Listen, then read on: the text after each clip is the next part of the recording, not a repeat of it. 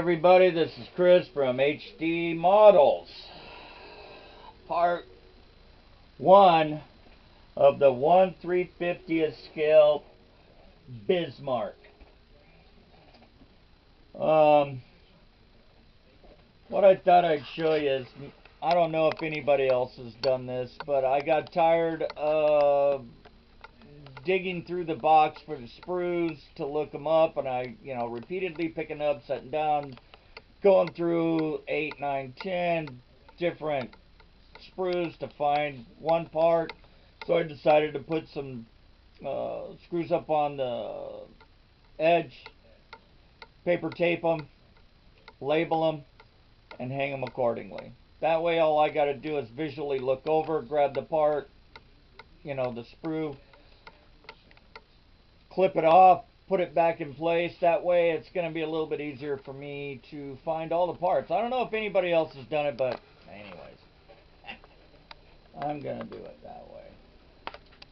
Okay, what I thought was that I'd go ahead and show you some situations here that I came across while I was doing this, because I had to wait for my camera to charge itself. So I was kind of stating on my earlier opening box look that I was saying that there wasn't a whole lot of flashing, but with this big of a piece of plastic being formed into one piece, there is some issues. There is some fit issues and a little bit of deep flashing along the leading edge towards the bottom. I thought yesterday while I was waiting for my camera to charge that I would just do a little bit of sanding, and then I would go ahead and point out the fact that you guys might have want to address.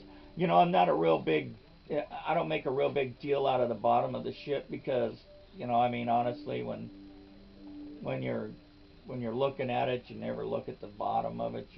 Sorry about that, you always look at it from the side or the top. And like I said, I think I might go with a heavy ocean diorama that I've done on one other ship that I built, which was the pocket battleship Dropsy, 1/350th scale also, but I don't think it's quite this big.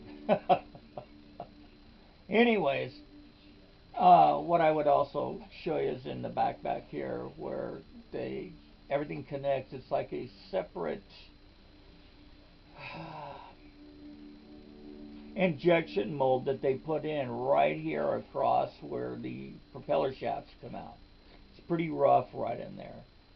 So what I did was took a 180 grit file, sanding fingernail file, and I take it down with a heavy one so that I make sure I get it halfway decent, and then I'll go in with a finer grade emery cloth or whatever, and I'll blend that all in. I'll end up with maybe down to 60,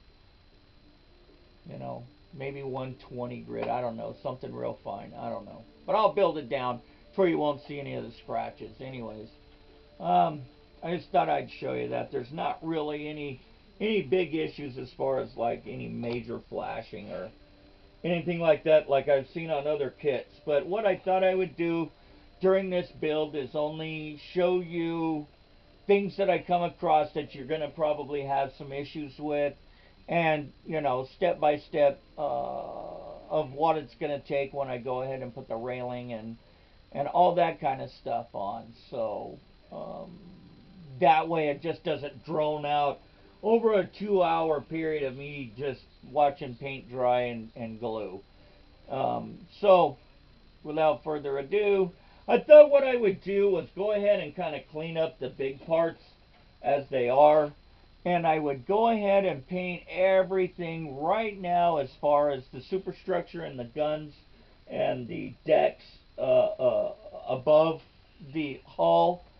And I think I'm just going to go ahead and paint them the color that they need to go as far as the superstructure, because only right here does it have the water line, the lower hull, which will be red, and then there's a black water line that goes in the separation of that to the upper part of the hull. So there's going to be 3 different colors right here. I do believe this is going to be like a darker sea gray with a hull red with a black stripe. So I've got to tape all this off and do it the way it's supposed to be done.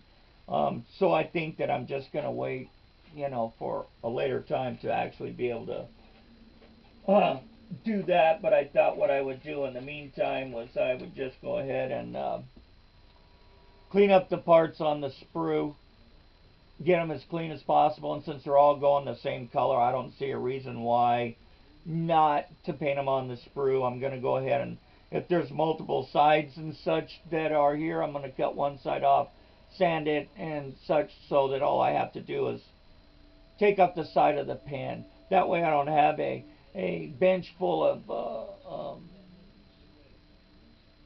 toothpicks and such with Allen heads on them, you know, alligator clips with parts everywhere.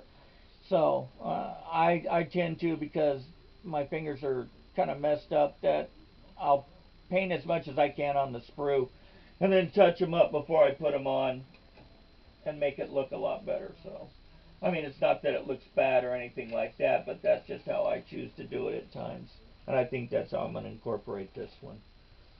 But anyways, I'm going to just put this back on when it needs to come on, when I come across issues. Alright, we'll talk to you guys in a little bit.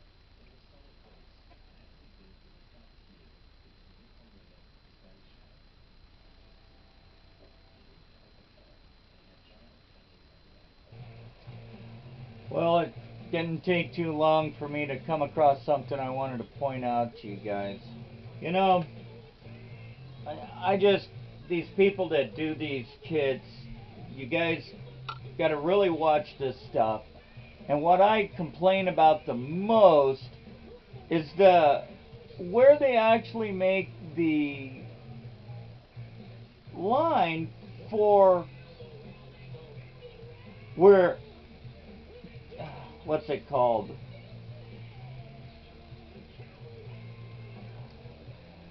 It's the connector line where the mold goes together. There's 2 pieces. Gosh, right now I'm just having a complete brain fart. But anyways, this thing's all the way across the front of the top of the,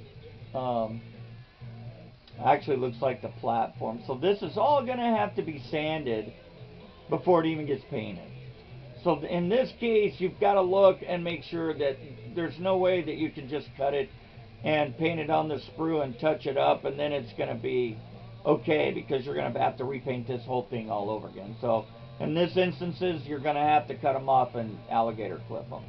But in a case like this, it's got 3 connecting points to it, and I don't see any reason why it needs to come off of here to clean up anything.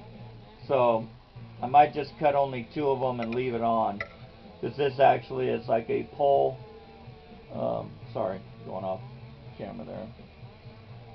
That piece has to be intact, so I can cut it there, and I can cut it here, and then all I got to do is touch up one side. But even here, the mold line is across the bottom of it. You can't even see it, but where these guys place this stuff right in the middle of where something's got to go, you've got to take that part off and sand it. There's just no 2 ways about it. Otherwise, you end up painting it and then having to paint it again. Alright guys, I just thought I'd bring that up.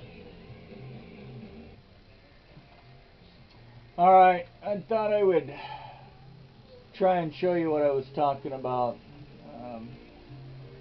I don't know if it's focusing in on it or not, but if you can see the seam line going around up here. Well, I've sanded the front and I've sanded the other side. You know, maybe some of you guys like using filler or whatever like that, but you know, I just sand the two down until they meet. So I don't know if you can see it or not, but there's one heck of a line on there that has to be sanded, and it's right in the middle, right at the top there. So that's why I couldn't paint it in the sprue because of the location of that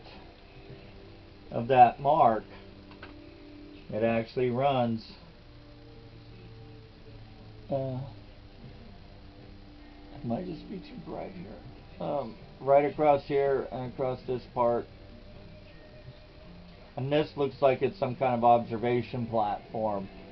So if you try to paint it on the sprue and then touch it up and then you'd have to repaint it, you're going to paint, you know, 2 of 4 sides. So might as well just do it this way. Alright guys, just thought I'd show you. Alright, what I thought I would do with the superstructure is I was going to paint it a dark ghost gray. The number is 71.120. I always use a Viejo.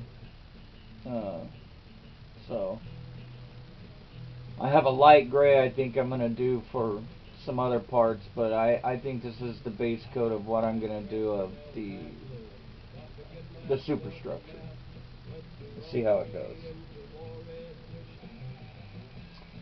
Well, alright. I got everything painted. Just for the superstructure alone, it's going to kill one of these.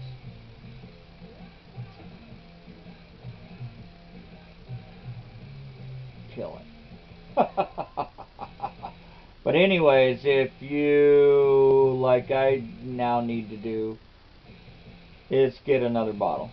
So for this kit I would suggest at least 2 of these, and they're only like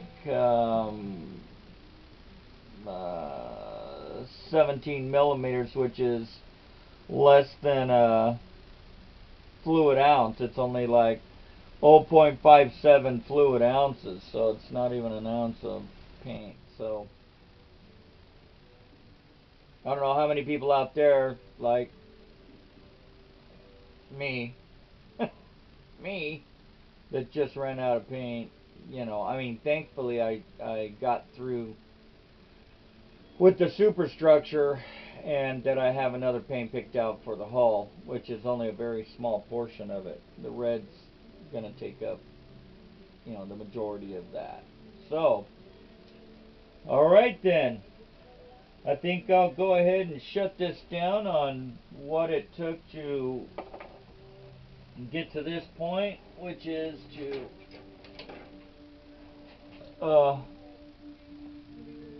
paint everything.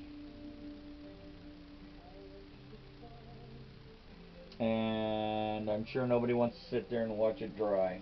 So it's going to take some time, and what I'll do is I'll start part 2 probably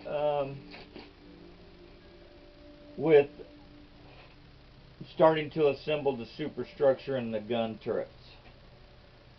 So anyways, like I said, if you like it, hit the old like button. There it is, right there. Leave a comment. I'm not easily offended, so if you see anything that can help me out or you don't like, just let me know and share it. Alright you guys, thanks for tuning in. I know this one was only like a 15-minute video, but I just don't want to drone on about stuff right now. It's going to take a little bit of time. When we start putting this thing together, the minutes will last a lot longer. So anyways guys, thanks a lot. This is Chris with HD Models, and we'll talk to you later. See ya.